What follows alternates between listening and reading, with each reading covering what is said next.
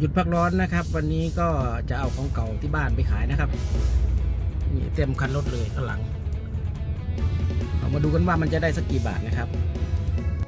พอดีร้านรับซื้ออยู่ใกล้นะครับมาดูว่าจะได้กี่บาทนะครับเนี่ย